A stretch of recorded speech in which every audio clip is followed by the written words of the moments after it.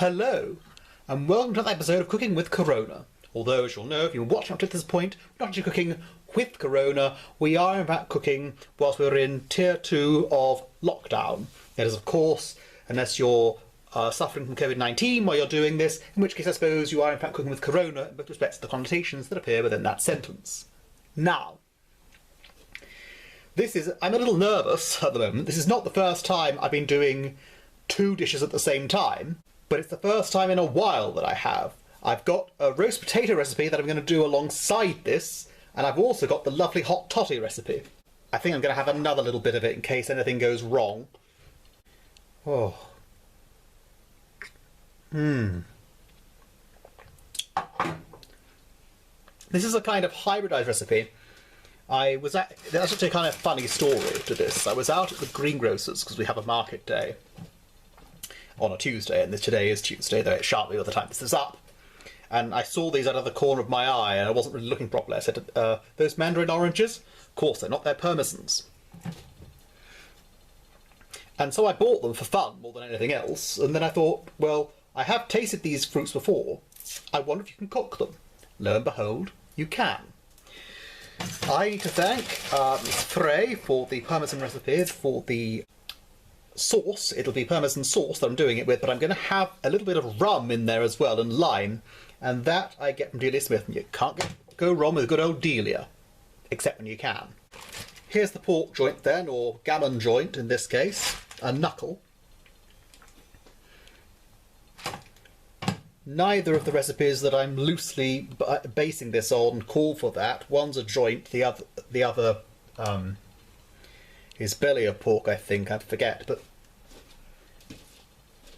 hopefully everything goes well. Now, the one thing we can do, we're going to start with the sauce first of all. We'll preheat the oven before we do anything,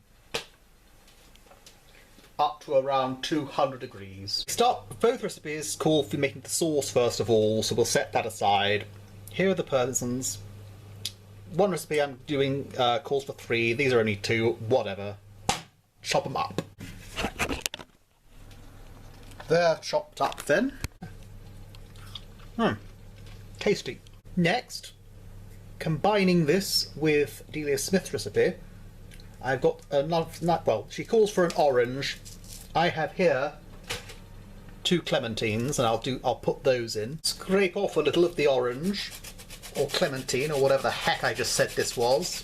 Squeeze them over this. Here's some hot water. Put the clementine juice in that. Persimmons and clementine fragments I shall also put in there. It's supposed to have lime as well. Can't put the lime in me find it anyway, but perhaps that's just as well, because that would probably overpower the overall flavour. And now, a strict rule I have, by the way, regarding ingredients, especially those that will keep for, that will still be in the fridge or in the cupboard or the larder, is that never buy it especially for that.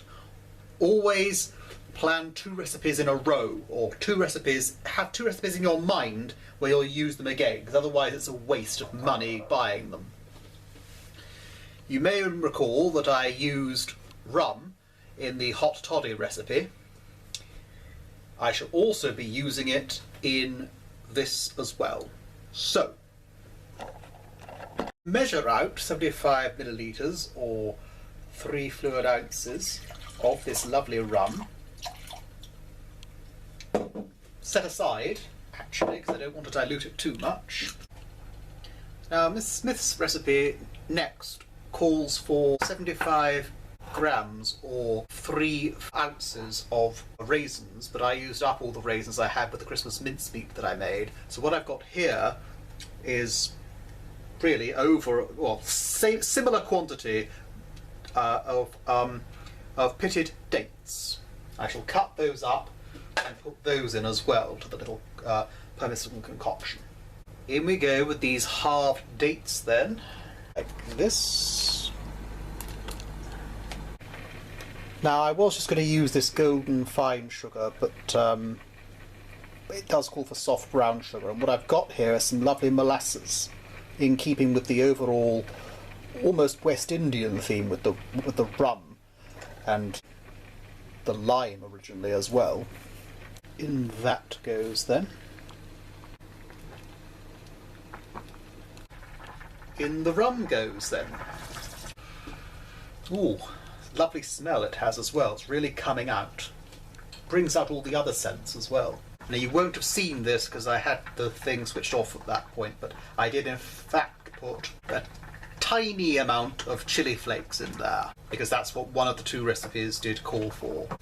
Now we turn to the knuckle joint itself. Turn up the oven temperature. It's preheated. It's been warm for all this time. Now I'm setting aside that sauce, and now with this gammon knuckle I'm going to put inside some hot water. Leave it to cook for a bit. I'm going to leave it there for not too long, 10 minutes maybe. Right, I've had it in the saucepan now for 10 minutes on either side, look. Right, before I put it in the oven, I'm going to season the thing a little bit, though I'm using a third recipe, frankly, in order to do that. Onion first. You don't by now need me to show you how to chop up an onion. Just chop up everything except the stalk if you're susceptible to weeping when you cut onions. Alright, I put them in a roasting tin with the onion slices underneath.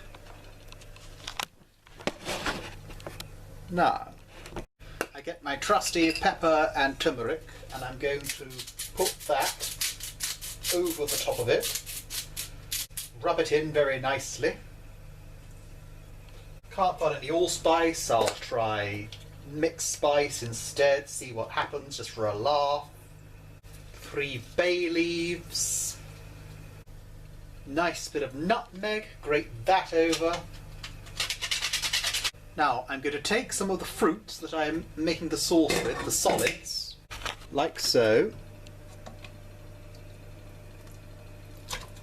Right, I mentioned the oven being preheated earlier, and into that I'm going to put this. At least one version I'm looking at. That says to cover it in tin foil, so that's what I'm doing.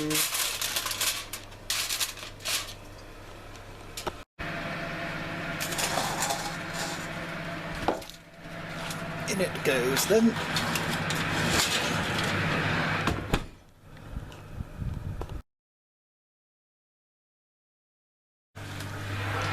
Alright, let's have a look then.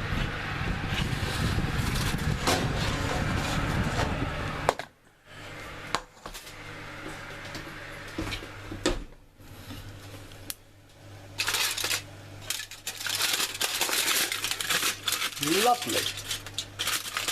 Probably have scored it. Yes, the fruit and veg is a little bit blackened, but hopefully the juices will have got into the actual meat.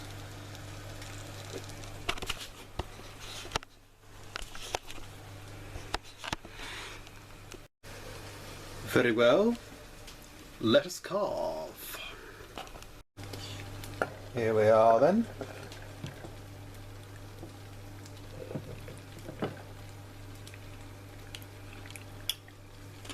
Let me get some of those fruits out as well, solid fruits.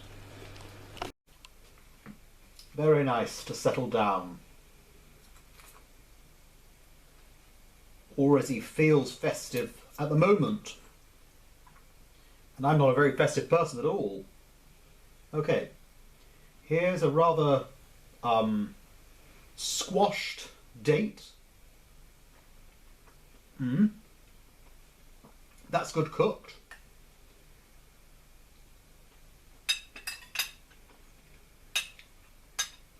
Persimmon. That's good cooked. Overall flavour of the sauce. That's good cooked. Now, question is, the gammon. Oh. I mean, I'm so hungry. I probably would have wolfed this down even if it had been horrible, but really. Should have scored the crackling really, but still crunches.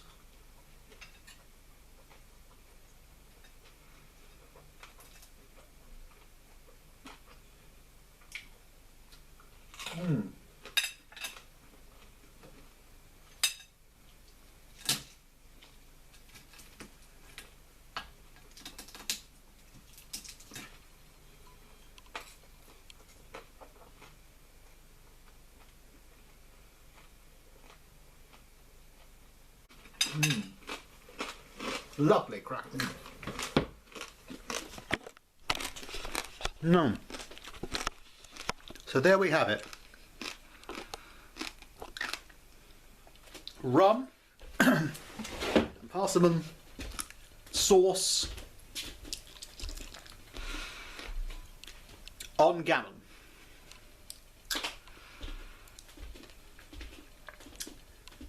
Also with the roast potatoes, the roasted in goose fat potatoes, also in this series. So, try it yourself if you like, for your own Christmas or your own Sunday dinner. If you prefer not to, then don't. Thanks for watching, ta-ta!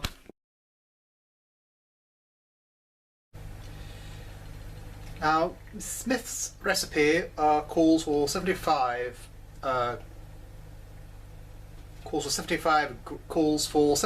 grams or 3 ounces of raisins. I used up all the raisins I had with the Christmas mincemeat that I made. So what I've got here are some pitted prunes. What am I talking about? I've got what I've. Get your fruit right. In we go with these half prunes then. Prunes again. In we go with these half prune. In we go with these half. In we go with these half dates then. Right, I've had it in the saucepan now for 10 minutes on either side. Look.